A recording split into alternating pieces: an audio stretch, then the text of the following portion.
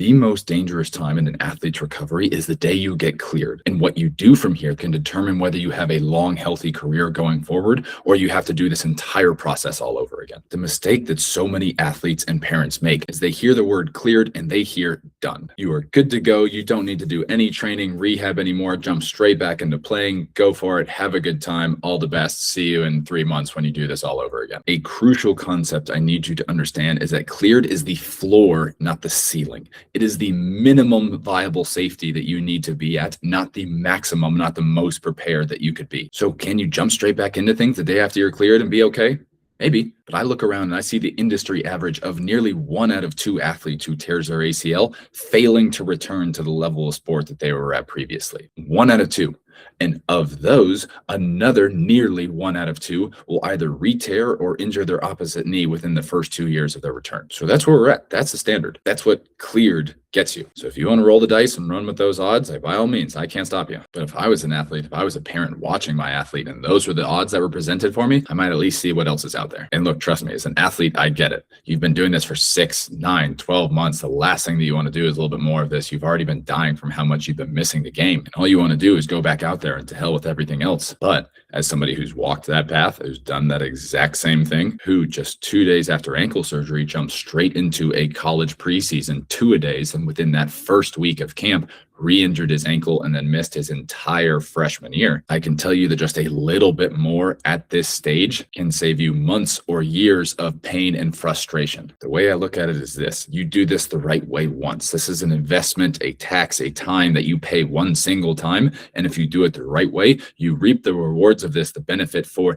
the rest of your life, when you can go back and play and do all of the things that you want to do now and later on without ever having to think about your knee again. Or it's something that you shortchange now. You go out there a few weeks, a month or two too early, and even if you don't get hurt, you just always have that voice in the back of your head, that little doubt and second guessing yourself every chance you get. So that's the elevator pitch. First, what do we do about it? I think it's important to start with why, like why you need to do more. Why is cleared not the end goal? And you really need to think about the environment, the system that you are coming from. This is an insurance-based system for PT where clearance criteria are very much based on basic function. Do you have full range of motion? Do you have a decent level of strength? Can you get through daily activity, go up and down stairs, yada, yada? Okay, sweet. See you later. And this is not an attack on the people. Like, this is just the system that you are working in. Think about who's there next to you. Grandma and grandpa on the table, middle-aged people who just have kind of aches and pains that they just want to get good enough to be able to manage and go on their day-to-day. Like, did you see a lot of professional collegiate athletes getting after their training, ripping weights, ripping sprints and jumps in your rehab?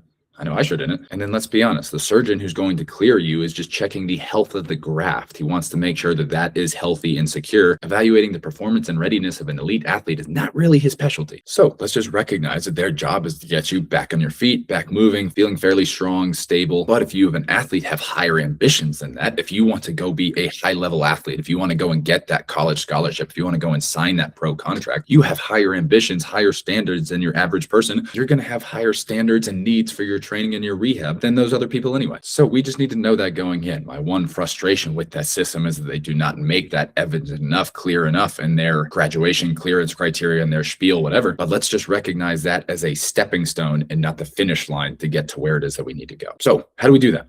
First and foremost, higher standards, all right? Most clearance criteria are clearing you at a lower readiness than you were when you got injured in the first place. We're gonna check your range of motion. We're gonna do a couple of hop tests. We're gonna do a strength test on the biodex where we sit you down, kick your leg out, and make sure that's within 90% of this other leg, which, let's be honest, we've just spent the last 6 to 9 months not really training that much. And we're going to send you back out there and expect you to be successful. Like, you got injured at your previous 100%. We're sending you out there knowing you are less prepared than that and expecting you to be successful. How does that make sense? It doesn't. And that's just where you as the athlete, you as the parent, need to take charge of your own rehab, your recovery, your own journey. Your PT will help you. Your doctor, your surgeon will help you. I will help you if you want to. But you, at the end of the day, are the one who is most responsible for your health and has to show up and do the work every single day. So again, raise your standards. Most clearance criteria have 3 or 4 different strength markers, which are not all that high, 3 or 4 different movements criteria, which again are not all that high. We have 9 different strength tests for all of our athletes in order to get cleared from us to return to sport, and 9 different movement assessments in order to get the okay and the green light to return back to sport. And some of those, our athletes are looking at day one, they're like, dude, I couldn't do that before I got hurt. That's the point. Slant board squats, full range of motion, squeezing your knees shut, sitting your butt on your heels in the bottom, coming back up for 5 reps with 100% of your body weight. Full Nordics, full control, at least on the way down. A lot of our athletes are coming back up as well. Max velocity testing, max deceleration testing. These are some of the things that we're putting all of our athletes through. So that way we know they're coming back not just healthy, not just recovered, but a higher level of athlete than the one who got injured in the first place. This is why I love the story of one of our remote clients named Abby. She was a skier who was coming off of 9 knee surgeries before she worked with us. She had been through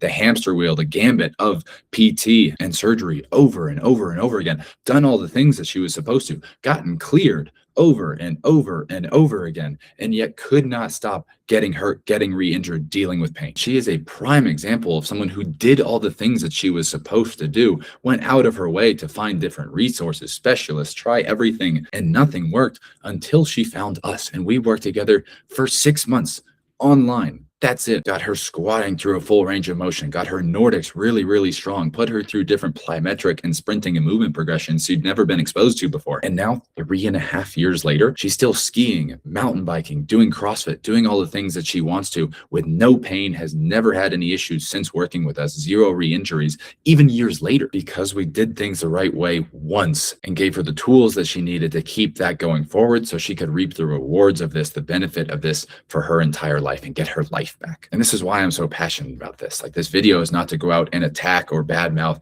anyone or anything. I'm just tired of hearing about athletes who got injured their first game back. I just know that there's more out there that you guys can do. I've seen it. I've done it over and over again with athletes. And I just want you to know, even if you're not doing stuff with me, whoever it is that you're doing stuff, there is more out there that you can do in order to be as safe, as strong, as protected as you possibly can be. So my name is Zach, wishing you all of the best with your recovery. If you've got any interest in working with us, shoot us a message. We can see if we can't help you out on your recovery as well. Otherwise, until next time, bye.